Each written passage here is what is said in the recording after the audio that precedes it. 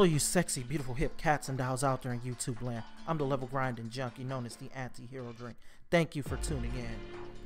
Gamers, it's the month of shits and scares October, and we're getting a slew of horror movies, slasher movies, a reboot to carry, so I decided to go do a horror game. And the game I picked was Siren Blood Curse for the PlayStation 3.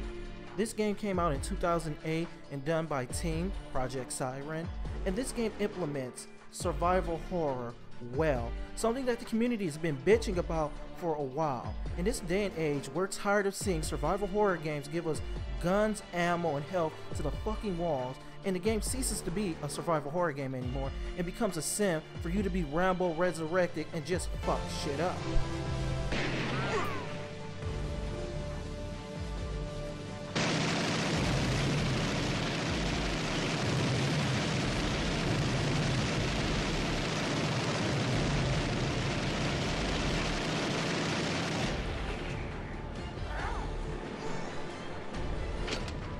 Holy shit balls, don't fuck with Weird Al. But I have to go say that Siren Blood Curse actually has a very mature approach to survival horror. Now the game doesn't do too much to be different, but it does keep to the basics. You're using the shadows and you're trying to stealthily sneak past enemies. One thing they do implement in this game is a linking system that allows you to go see what your pursuers would see, so you can better maneuver around the enemies in the game.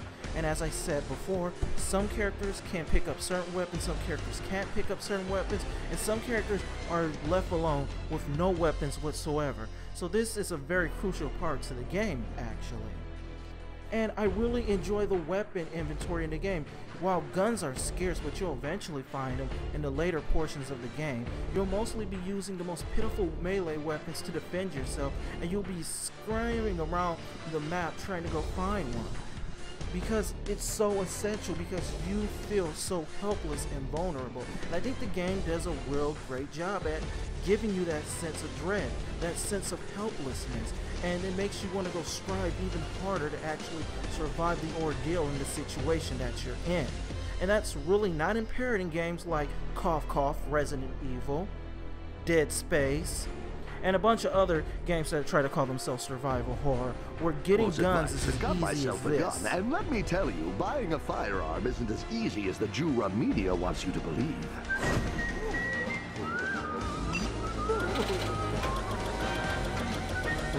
Oh, God damn it!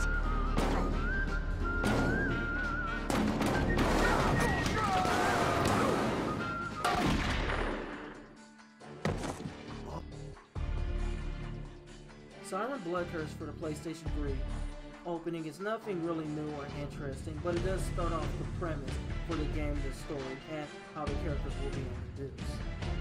The premise is basically a would-be American camel who goes to a village in Japan. They find out the village is no longer abandoned, and that they actually come across a cult that's performing a ritual, and then they actually witness the cult start sacrificing people.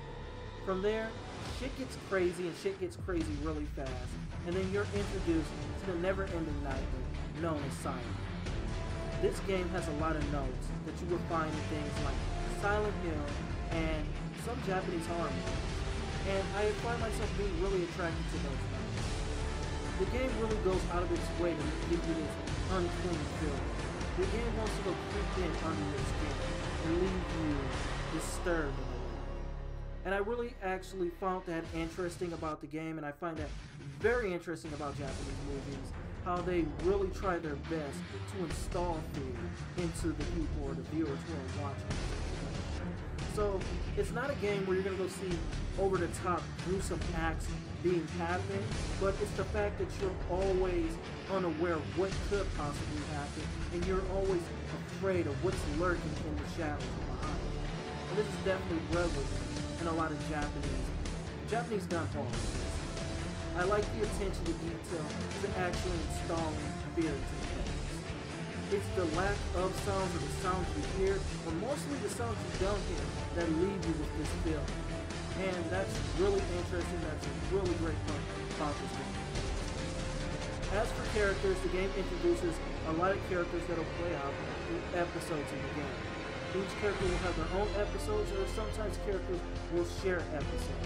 There's 12 in total to complete the whole entire game, and I must say the ending of the game alone merits you playing the game. The ending of the game really just merits you playing this game in and of itself, because it's so out there. If you're a fan of things like Devil May Cry, you're definitely gonna love this ending, because it's just so out there and it's not what you're expecting from the feeling the game actually tries to give you throughout the whole entire play. That being said, my only grievances with this game is that there's no physical copy of the game, or at least in English. And it's really sad because this is something I would really want in my video game library.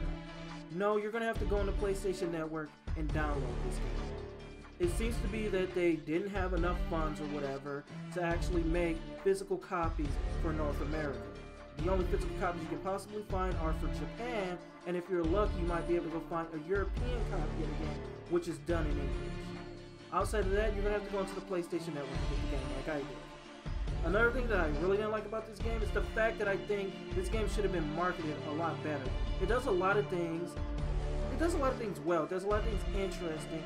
And at heart, it just tries to be a really good survival horror game, instilling fear into you while you're trying to survive. It's not a Sim movie, Rambo Resurrected, as I said, or anything else. It's just a good survival horror game.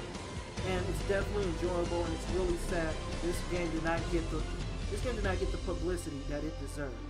I definitely recommend it to any gamers out there. It gets 4 Mario stars from me. Just because it doesn't have that physical copy, that's the only thing that's really holding back to get to 5. But definitely 4 Mario stars for me. Anyway, that's my feelings and my thoughts on Siren Blood Curse for PlayStation 3. I hope you enjoyed it. Thank you for listening this long. As always, I'm the Anti-Hero Drink here at RPG Mayhem. Thank you for listening to me. Like, comment, and subscribe always. It really helps the channel. It really helps me. Peace. Sayonara. Stay sexy, you beautiful hip cats and dolls out there. Later.